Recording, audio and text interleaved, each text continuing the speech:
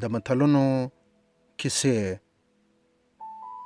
له خپل وطنه ګل وطنه کتاب څخه د کتاب لیکوال عبدالنافع همت، ویاند او چمتو کوونکی سید لودین.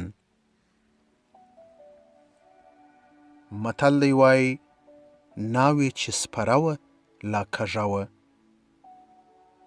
وایي چې یو وخت یې ناوې پر آس سپره کړې او دوره په بدرګه د خسرګنۍ کره بیوله. یو څه مزل چې یې وکړ نو ناوې له آس څخه راولوېده او لاس یې مات سو. په ورا کې شور او ژوږ جوړ سو. په دې وخت کې د ناوې خسرګنۍ پر پلرګنۍ او پلرګنۍ بیا پر خسرخېلو پړه ور اچوله چې پر ناوې یې سم پام نه کاوه. د ناوې خسر وویل چې شاته یې خپله خور ناسته وه، باید هغې ناوې ټینګه کړې وای، او بل ناوې خو کوچنۍ نجلۍ نه ده چې ځان یې نسوای ټینګولی، لاسونه یې درلودل، باید ځان یې ټینګ کړی وای. د ناوې پلرګنۍ بیا ویل چې د آس جلو د خسرخېلو په لاس کې وو، باید دوی پر ناوې پام کړی وای.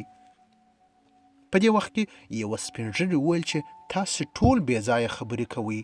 اصلي خبره دا ده چې ناوې مو له لویه سره پر آس سمه نه وه سپره کړې.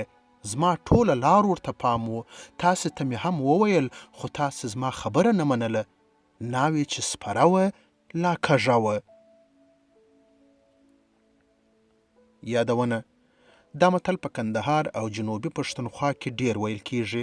کله چې یو کار له لویه سره کوږ او ناسم را پیل سوی وي، خو خلک داسې فکر کوي چې دا کار اوس تازه خراب سو، نو دا متل استعمالیږي.